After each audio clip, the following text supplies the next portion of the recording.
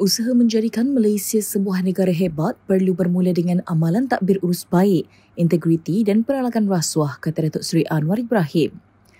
Perdana Menteri menegaskan perkara itu selaras dengan kerangka Malaysia Madani yang meletakkan tata kelola sebagai teras utama pembangunan negara.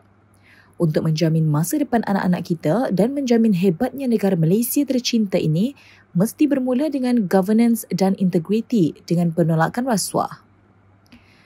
Kerana sistem di kalangan elit ini tidak senang jika isu rasuah dibahas, wacana di Parlimen paling kurang suaranya.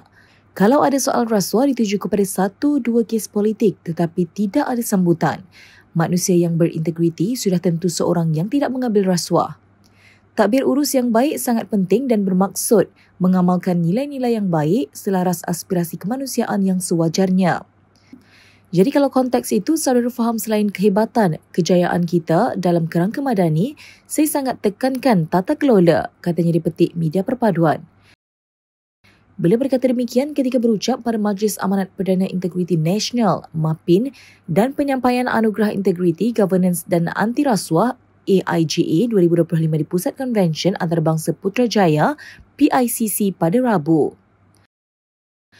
Beliau yang juga Menteri Keuangan berkata aspek takbir urus dan tata kelola perlu dilihat secara menyeluruh bagi memastikan pentadbiran kekal adil dan berintegriti. Jelasnya lagi, tanpa pendekatan menyeluruh akan wujud pihak tidak bertanggungjawab yang menggunakan politik sebagai alat untuk kepentingan peribadi. Untuk rekod, MAPIN 2025 julung kali diadakan sebagai pembuka tirai kepada sambutan Bulan Integriti Nasional yang disambut secara tahunan pada setiap bulan November. Pada majlis berkenaan, Anugerah Integriti, Governance dan Anti Rasuah AIGA 2025 turut disampaikan kepada 20 organisasi yang menunjukkan kecemerlangan dalam amalan integriti dan takbir urus terbaik.